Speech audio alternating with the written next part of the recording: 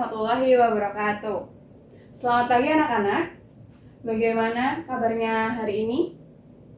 Alhamdulillah kalau sehat semua. Oke, sebelum kita memulai pembelajaran, Ibu tadi masuk melihat beberapa sampah yang ada di sekitar meja kalian ya.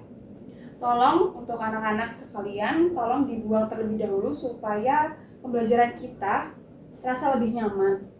Oke, Ibu beri waktu selama 1 menit ya. Oke, silahkan.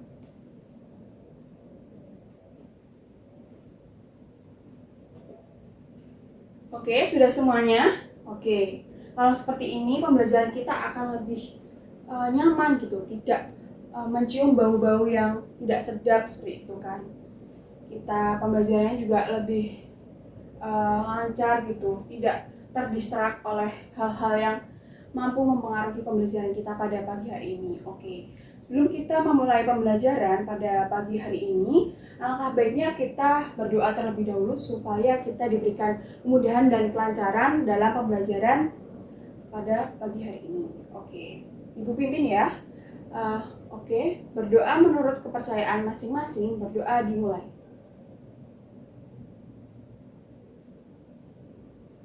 Berdoa tidak pernah dicukupkan. Oke anak-anak, sebelum kita memasuki bab kita yang baru, Ibu mau memperlihatkan beberapa gambar yang sudah Ibu tayangkan di depan sini. Nah, mungkin dari kalian berpikir, ini apa sih sebenarnya? Mungkin sudah ada yang tahu juga, atau mungkin yang sudah pernah melihat fenomena-fenomena yang ada di dalam gambar-gambar yang ada di tayangan Ibu ini. Nah, mungkin dari kalian adakah yang mau berpendapat apa sih deskripsi dari foto yang ada pada gambar tayangan Ibu ini? Coba siapa yang bisa mendeskripsikan apa sih sebenarnya yang ada pada tayangan ini? Ayo, siapa yang berani? Nanti Ibu tulis poin kalian di dalam buku catatan Ibu. Yang berani nanti Ibu kasih poin. Oke, silakan. Iya, betul sekali. Ini adalah suatu gambar yang menunjukkan orang menggunakan APD. Oke. Selanjutnya, ayo, siapa yang bisa mendeskripsikan gambar yang kedua? Oke, betul. Gambar kedua itu tanaman yang terkena penyakit karena ada bagian daun yang warnanya itu kuning seperti itu.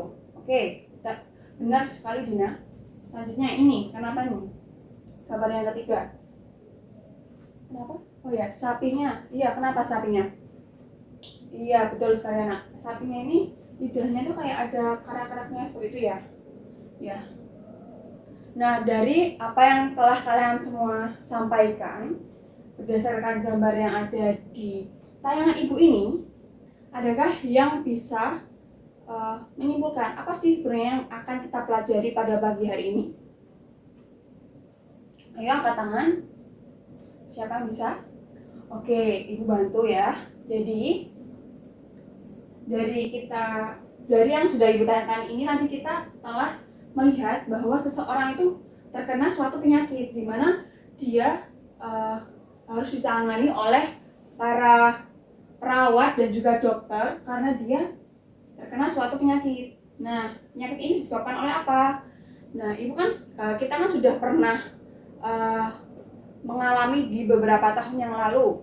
Kita pernah mungkin dari kalian semua juga beberapa ada yang telah mengalami penyakit tersebut. Ayo, siapa yang bisa menyebutkan penyakit apa kira-kira yang dialami oleh gambar A ini? Iya, betul.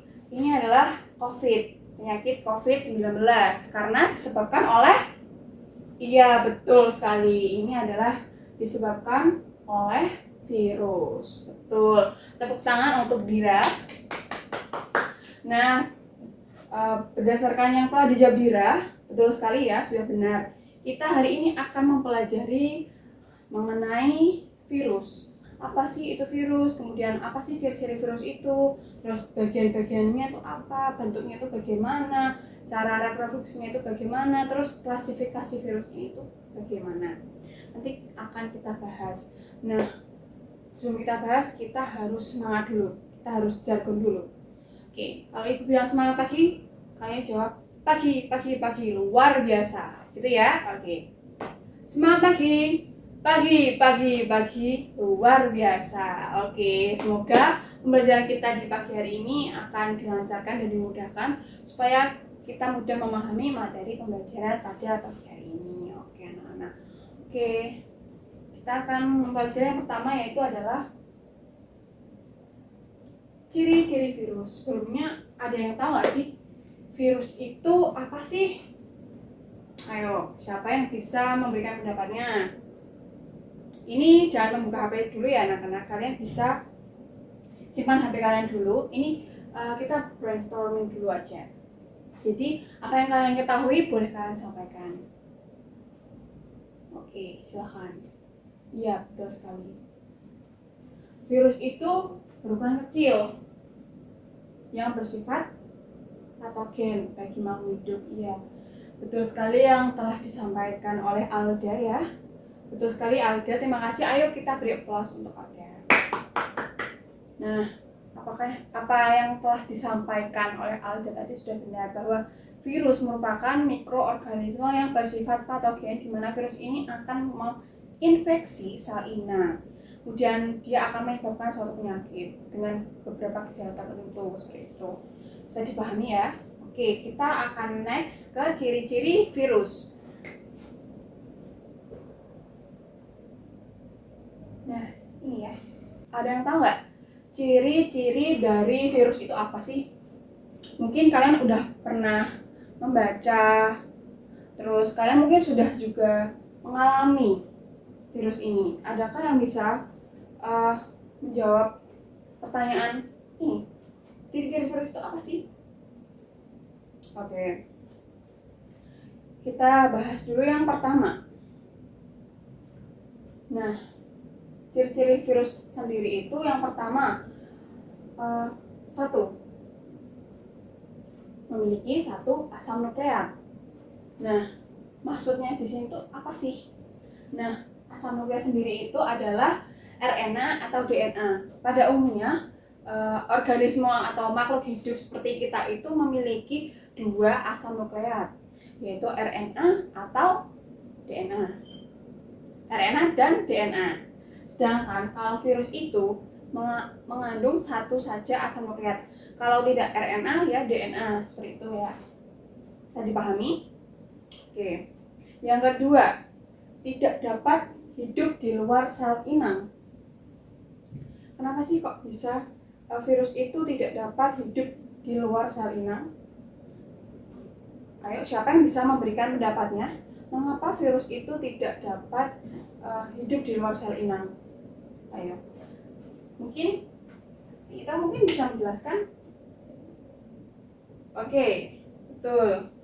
Karena dia parasit.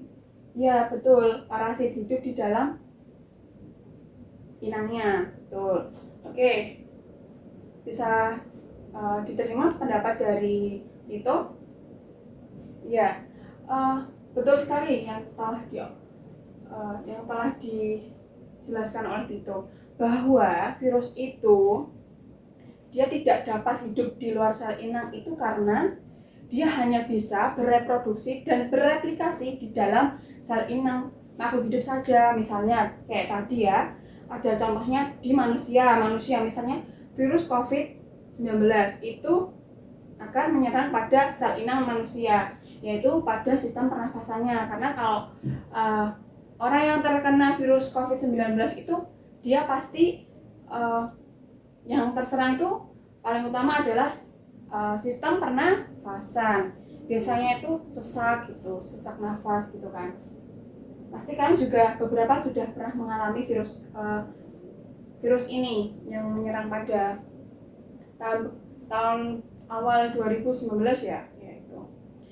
Kemudian selanjutnya berukuran kecil sekitar 20 sampai 300 nanometer. Oke. Selanjutnya bersifat parasit obligat. Nah, kenapa bisa disebut sebagai parasit obligat? Ya karena tadi virus ini itu tadi kan dia hanya bisa hidup dan bereproduksi di dalam sel inang saja, sehingga makhluk hidup yang terserang tadi akan menimbulkan gejala-gejala atau penyakit yang berdampak pada sistem kekebalan tubuhnya.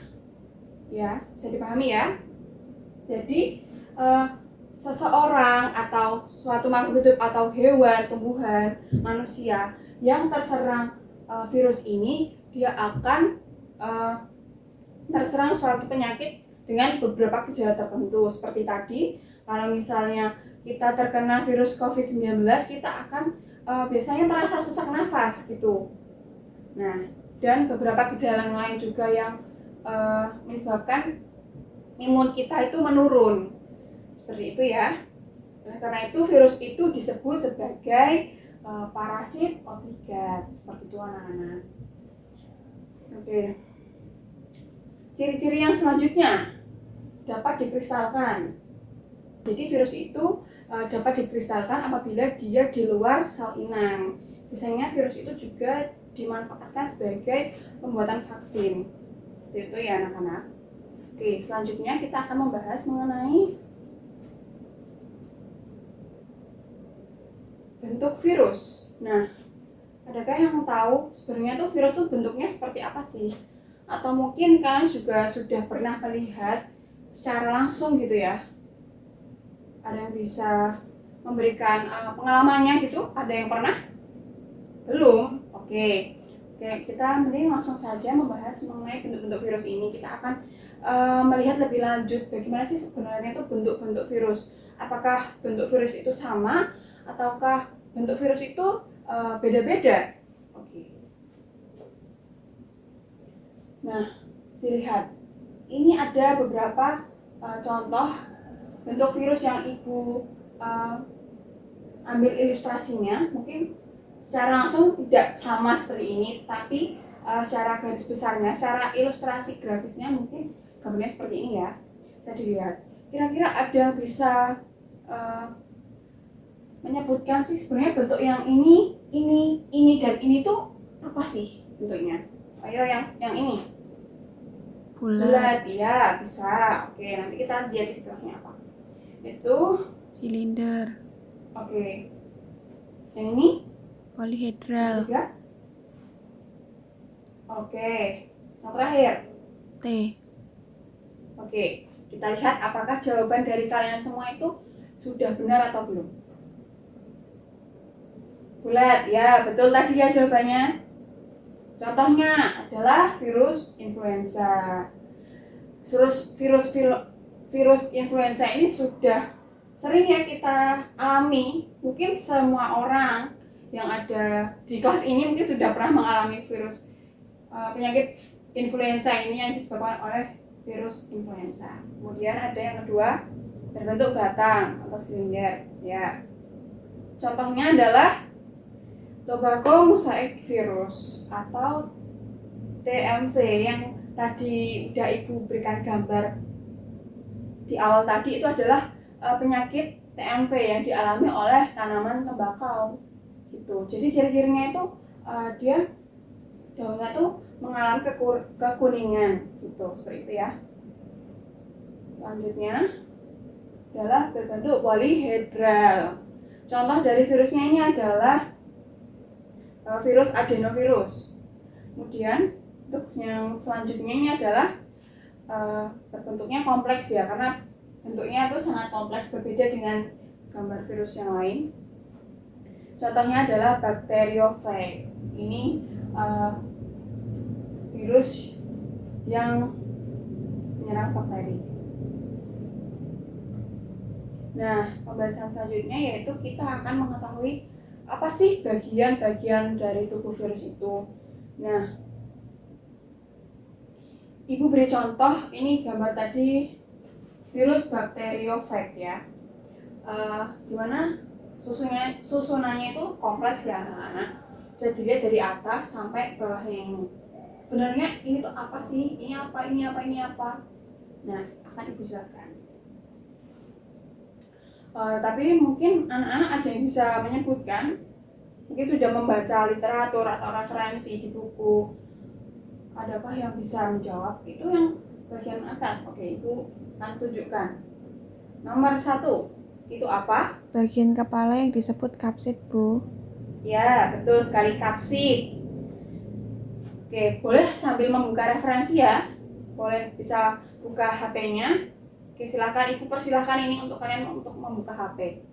Untuk mencari referensi terkait bagian-bagian tubuh virus, terutama pada bakteriofag ini. Oke. Yang kedua adalah apa? Asam nukleat. Ya, betul sekali, asam nukleat. Terus, yang nomor 3. Yang nomor 3 apa? Selubung ekor. Selubung ekor. Ya.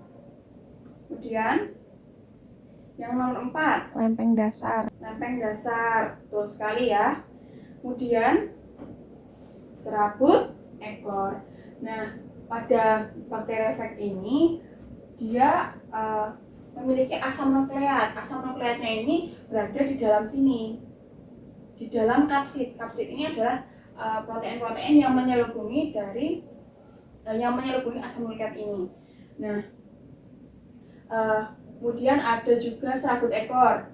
Serabut ekor ini untuk menusuk tempat untuk menempelkan ketika virus itu mau menyerang pada sel inangnya. Kemudian dia melakukan reproduksi seperti itu ya. Bisa dipahami ya kira-kira sampai sini. Oke, kita selanjutnya mempelajari cara reproduksi virus. Nah, ada 2, yaitu daur litik dan juga lisogenik. Nah, daur litik itu sendiri diawali dengan absorpsi atau penempelan. Jadi virus itu kan pertama itu menempel pada sel inang dengan tadi serabut ekornya tadi ya. Nah, kemudian dia melakukan penetrasi, di mana penetrasi ini ketika materi genetik virus itu masuk ke dalam sel inang. Kemudian materi genetiknya itu akan bereplikasi, kemudian mengalami sintetis kayak perbanyakan seperti itu.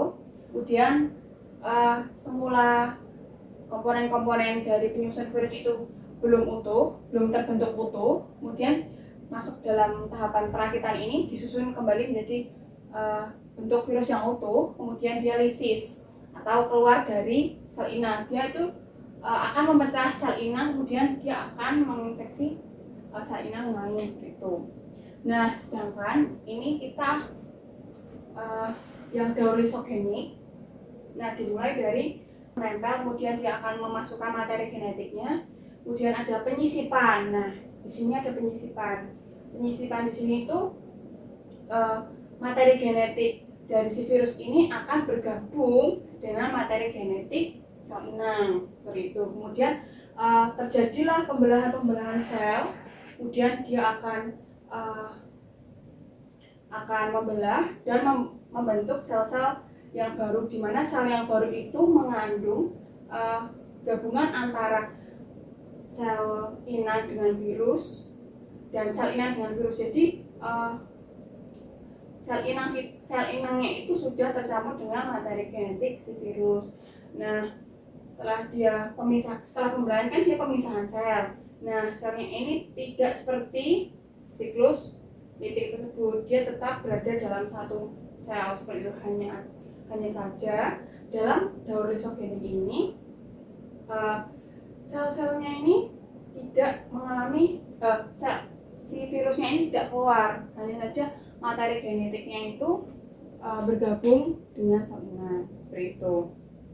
Nah, dari yang telah Ibu paparkan, apakah ada yang bisa menjelaskan kira-kira apa sih perbedaan dari kedua reproduksi virus ini? Ada yang bisa menjelaskan? Ayo, silahkan. Nanti Ibu berikan poin untuk yang bisa berpendapat. Jadi Ibu setiap ada yang bisa menjawab pertanyaan Ibu akan beri poin untuk kalian. Ini sebagai poin keaktifan ya anak-anak. Ayo silahkan, siapa yang bisa memberikan pendapatnya? Perbedaan siklus litik dan siklus lisogenik ini. Ayo silahkan. Oke, Iya, Amanda. Kalau daur lisogenik itu tidak terjadi pemecahan dari sel inang, sedangkan daur litik itu terjadi pemecahan sel inang. Benar sekali yang telah dijelaskan oleh Amanda ya, anak-anak. Jadi perbedaan dari daur litik dan lisogenik ini perbedaannya yaitu pada tadi. Kalau misalnya siklus litik ini akan si virus ini akan keluar dengan memecahkan sel, sehingga sel itu akan rusak. Nah, bedanya dengan siklus lisogenik, siklus lisogenik ini dia tidak akan keluar, si virus ini tidak akan keluar memecah sel, sehingga hanya terjadi penggabungan materi genetik antara si sel inang dengan sel virus itu saja. Jadi bedanya di situ ya, anak-anak. Bisa dipahami? Oke, sip, bagus. Oke, selanjutnya ini Ibu mengambil beberapa klasifikasi virus. Ini hanya kelas atau familinya saja. Ibu tidak mengambil semua. Jadi karena beragamnya virus yang ada di sekitar kita itu, jadi mungkin tidak cukup kalau Ibu sampaikan semua. Jadi hanya beberapa yang dapat Ibu tampilkan di sini ya. Ada picoronavirus, togavirus, paramyxovirus, retrovirus, orthomyxovirus, flavivirus, rhabdovirus, filovirus, coronavirus, parvovirus. Nah, dan di sini ada beberapa contoh spesiesnya, yaitu ada rhinovirus, poliovirus. Kalian tahu nggak poliovirus itu apa? Ya, benar. Poliovirus itu terjadi menjangkit pada sistem saraf, ya, bisa menyebabkan kelumpuhan, ya, betul sekali ya. Kemudian ada hepatitis. Nah, hepatitis itu juga termasuk dalam kelas atau famili picoronavirus. Nah, mungkin bisa dilihat ya anak-anak, dan kalian juga bisa mencari referensinya di internet, sangat banyak sekali ini. Dimohon ya jangan berisik karena Ibu masih menjelaskan, biar tidak mengganggu teman yang lain yang sedang fokus mendengarkan Ibu menjelaskan. Oke. Bisa tolong tidak gaduh ya. Oke. Nah, ini ada beberapa contohnya lagi. Virus rubella. Virus rabies, ada yang tahu virus rabies itu? Ya, biasanya ditularkan dari hewan. Hewannya itu kalau terkena virus rabies itu biasanya pada anjing. Nah, seperti itu. Dan virus-virus yang lain. Oke. Nah, untuk selanjutnya Ibu akan memberikan penugasan berupa LKPD. Nih. Ibu akan bagi lembar kerjanya ya. Tolong kalian kerjakan.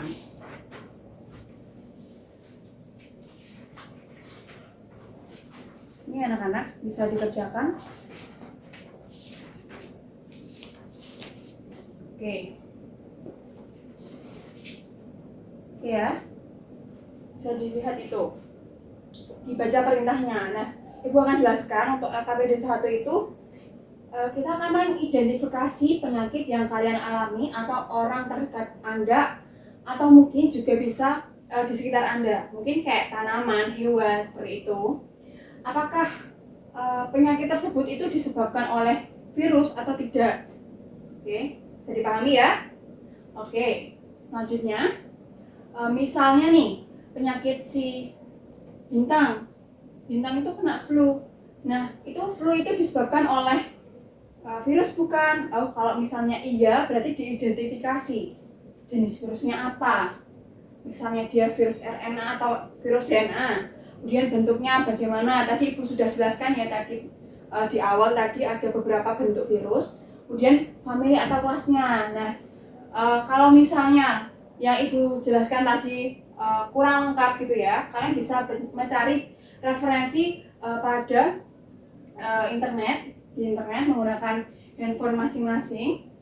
Kemudian gejala yang ditimbulkan, mungkin kalau flu itu apa sih gejalanya? Mungkin demam dan lain sebagainya, seperti itu. Bisa dipahami? Oke, mungkin Ibu beri waktu kurang lebih 15 menit ya, cukup. Ini nanti kerjanya kelompok, jadi Ibu bentuk kelompok, masing-masing kelompok itu berisi 4 orang. Nah, 4 orang ini berarti kelas ini ada berapa? Oh ya, berarti 5 kelompok ya, 5 kelompok. satu kelompok berisi 4 orang. Oke, bisa dikerjakan dari sekarang. Silakan, semangat.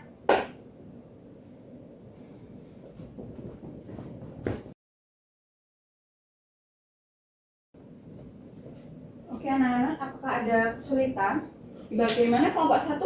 Apakah ada kesulitan? Sudah sampai mana diskusinya?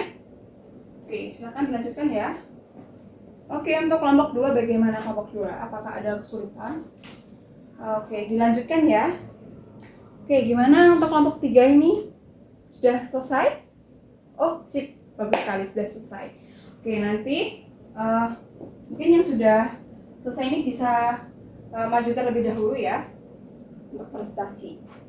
Atau mungkin bisa dari tempat duduk juga tidak apa-apa. Oke, karena untuk mempersingkat waktu kita mempresentasikannya di tempat duduk masing-masing tidak apa-apa.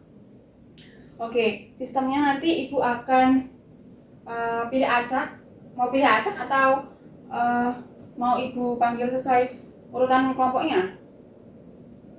Oke, atau mau mengajukan diri? Oke, kalau mau mengajukan diri terlebih dahulu nggak apa-apa. Oke, silakan siapa dulu kelompoknya yang mau mempresentasikan hasilnya. Oke, silahkan kelompok 3 yang kelompok 3, silahkan. Oke, terima kasih untuk kelompok 3. Bagus sekali ya, apa yang telah disampaikan sudah benar. Oke, selanjutnya kelompok berapa? Ayo kelompok 2, ayo. Silahkan kelompok 2.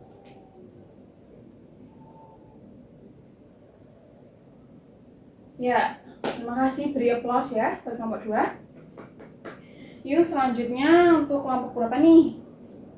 Kelompok 4. Oke, kelompok 4. Ayo silakan kelompok 4, silakan. Apa hasil presentasinya? Apa hasil yang didiskusikan tadi? Oke, baik, terima kasih kelompok 4. Penjelasannya sangat tinggi sekali ya. Oke, selanjutnya kelompok 1. Oke. Terima kasih anak-anak, kalian sudah mempresentasikan hasil diskusi kalian dengan bagus sekali, dan apa yang telah kalian sampaikan itu sudah benar semuanya ya. Dari mulai jenis virusnya, bentuknya, familinya, dan juga gejala yang ditimbulkan itu sudah benar. Nah, dari yang sudah kita diskusikan, mungkin apakah ada yang mau memberikan tanggapan atau ada yang masih dibingungkan? Apakah ada? Mungkin kalau ada bisa ditanyakan. Gimana anak-anak? Oke, silakan Dira. Apa pertanyaannya? Tentang virus hepatitis A dan B, Bu. Oke, terkait virus hepatitis A dan hepatitis B. Ya, kenapa? Apakah cara penularan virus hepatitis A dan virus hepatitis B itu sama, Bu? Jadi, sebelum Ibu menjawab nih, adakah dari kalian yang sekiranya itu sudah paham apa jawaban dari pertanyaan Dira tadi? Adakah yang bisa membantu Ibu? Ayo acungkan tangan. Oke, belum ada? Oke, Ibu jelaskan. Jadi, untuk penularan dari virus hepatitis A dengan virus hepatitis B itu berbeda ya. Walaupun namanya tuh mirip gitu, tetapi ini berbeda. Nah, perbedaannya tuh apa sih? Nah, jadi kalau virus hepatitis A itu dia itu menular melalui makanan atau air yang terkontaminasi oleh virus. Sedangkan hepatitis B itu virus ini akan ditularkan melalui cairan atau darah oleh orang yang terinfeksi virus hepatitis B. Kurang lebih seperti itu. Jadi walaupun sama ini berbeda ya, cara penularannya itu berbeda seperti itu. Kira-kira bisa dipahami tidak? Oke, sip. Bagus. Untuk materi hari ini Ibu kira sudah cukup ya. Nah, dari pembahasan yang kita bahas dari awal tadi, dari penjelasan materi, diskusi, presentasi, adakah yang bisa menyimpulkan pembelajaran kita hari ini? Oke, silahkan Tiara. Oke, bagus sekali ya. Oke, silahkan siapa lagi yang mau menyampaikan kesimpulannya? Oke, Tio, silahkan. Oke, benar sekali. Oke anak-anak, dari kesimpulan kalian, Ibu ambil kesimpulan secara umumnya ya. Jadi, virus itu tadi merupakan mikroorganisme yang bersifat patogen atau bersifat parasit bagi makhluk hidup, di mana virus ini akan menginfeksi sel inang, kemudian dia akan melakukan reproduksi dengan siklus litik dan siklus lisogenik tadi. Dan virus itu tidak hanya satu bentuk saja, tetapi bentuknya itu bermacam-macam. Seperti yang sudah kita bahas tadi ya. Nah, virus ini juga menimbulkan gejala yang berbeda-beda, sehingga menyebabkan penurunan imun kita, sehingga kita terserang suatu penyakit seperti itu. Nah, dari kesimpulan yang kita ini, apakah ada yang bisa merefleksikan refleksi materi untuk pembelajaran pada pagi hari ini? Silahkan, ayo sampaikan saja. Oke, silakan. Oke, terima kasih. Pembelajaran ini terasa menyenangkan ya, karena kita melakukan diskusi secara interaktif dengan anggota kelompok, dan pembelajaran ini sudah berlangsung secara tertib ya, dan tadi hanya sedikit kegaduhan saja. Oke, Ibu rasa materi ini kita dapat refleksikan kehidupan kita, supaya kita dapat menjaga kebersihan dari diri kita untuk menjaga dan terhindar dari kontaminasi virus tadi. Nah, mungkin ada lagi yang bisa menyampaikan atau mau menyampaikan kesan-pesan dari pembelajaran pada pagi hari ini. Ya, kalau misal Ibu memberi waktu diskusinya terlalu cepat, Ibu mohon maaf, dan ini akan menjadi evaluasi ke depannya untuk memperpanjang waktu diskusi. Oke anak-anak, mungkin itu saja. Ibu ingin memberikan aplaus kepada kalian yang telah mengikuti pembelajaran Ibu dari awal hingga akhir dengan antusiasnya. Kalian sangat semangat untuk pembelajaran pada pagi hari ini. Oke, kita tepuk tangan untuk kita semua. Oke anak-anak, sebelum kita menutup ini ya, yang sudah kita pelajari tadi, Ibu akan memberikan kalian soal evaluasi berupa kuis. Nanti Ibu akan bagikan. Nah, kalian bisa jawab dengan semampu kalian. Nah, ini akan menjadi nilai keaktifan kalian juga. Tidak hanya tadi yang hanya menjawab dan bertanya, tetapi dari nilai evaluasi pembelajaran di akhir ini akan menjadi nilai keaktifan kalian. Dan Ibu akan mengecek seberapa jauh pemahaman kalian pada materi pembelajaran hari ini, seperti itu. Oke, Ibu akan bagikan kertas ini. Mungkin Ibu akan bagikan. Oke, salah satu bisa tolong Ibu ya, bagikan. Oke, Ibu mungkin beri waktu 5 menit saja, karena itu cuma ada 5 soal saja, pilihan ganda. Kalian bisa jawab dengan jujur ya anak-anak, karena ini hanya sebagai nilai keaktifan saja. Ibu hanya mengetes sejauh mana sih kalian sudah memahami materi yang sudah Ibu sampaikan dan kalian diskusikan dengan teman-teman tadi, seperti itu. Oke, bisa dikerjakan mulai dari sekarang.